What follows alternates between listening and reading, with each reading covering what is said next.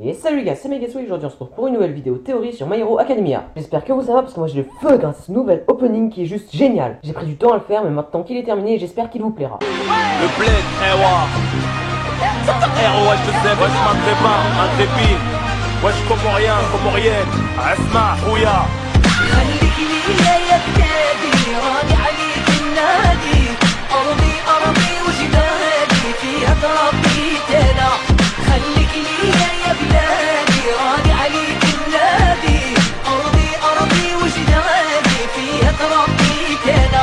Durant cette vidéo, je vais vous parler de Stain.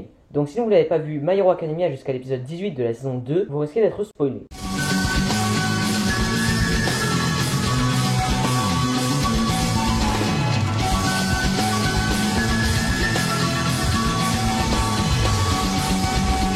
Bon, maintenant on peut commencer. Mais avant de vous parler des origines ou de l'histoire de Stain, je vais tout d'abord vous parler de son nom. Puisque le nom dans My Hero Academia n'est jamais donné au hasard. Comme par exemple pour Endeavor, qui en anglais veut dire tentative, qui fait référence au fait qu'il tente toujours d'être le premier sans jamais y arriver. Ou celui de Bakugo, qui est un dérivé du mot explosion en japonais. Mais revenons-en au nom de Stain. Stain en anglais signifie tache. Et je pense que ça fait référence au fait que Stain a en quelque sorte entaché le chemin d'Izuku. En effet, Izuku n'est qu'un étudiant dans My Hero Academia. Il n'est pas censé rencontrer de vilains ni se battre. Il est seulement censé apprendre à devenir un héros. Malheureusement, à cause de Stain, il ne pourra pas le faire. Il sera obligé d'affronter le groupe de vilains dirigé par All for One, car il risque de prendre une ampleur telle que même s'il n'est encore qu'un enfant, le porteur du One for All sera obligé d'intervenir. Et tout ça à cause de Stain qui les a rassemblés grâce à ses idéaux. Ou bien peut-être que je vais juste chercher trop loin et que ça fait juste référence aux taches de sang qu'il laisse derrière lui. Dans tous les cas, on peut passer à la partie 2.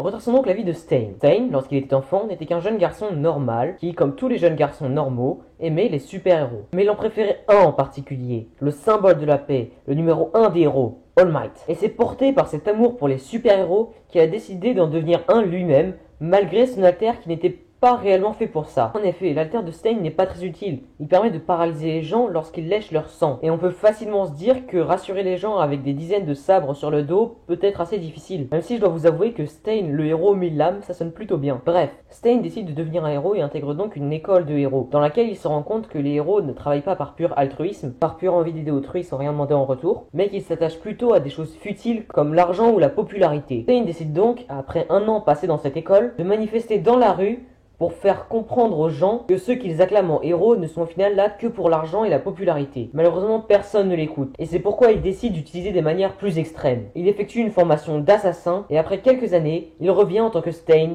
le tueur de héros. Son plan est simple. Il va tuer des héros qu'il juge corrompus jusqu'à ce qu'ils se fassent connaître et que les héros trop faibles ou trop lâches aient peur de lui et que donc ils arrêtent leur carrière de héros. Ainsi donc, après quelques temps, les seuls héros qui resteront seront les héros courageux qui n'hésitent pas à risquer leur vie pour pouvoir aider les gens.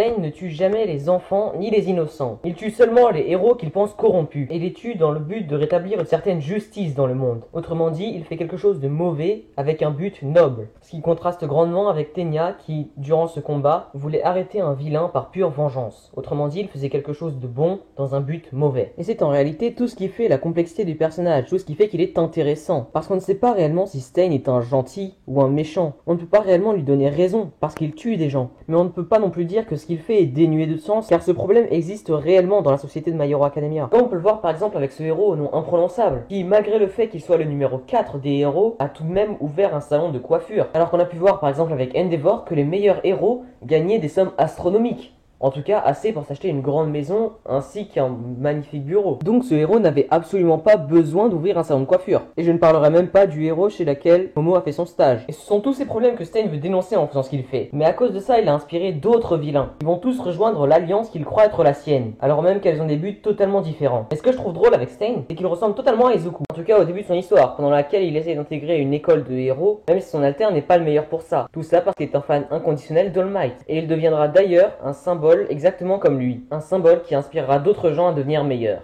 Ou pas. Et bien voilà, c'est déjà la fin de cette vidéo, j'espère qu'elle vous aura plu. Si c'est le cas, n'hésitez pas à mettre un pouce bleu ou à vous abonner à la chaîne. Et surtout, à appuyer sur cette petite flèche en bas à droite pour montrer cette vidéo à vos amis. Sur ce, je vous dis à bientôt pour une prochaine vidéo.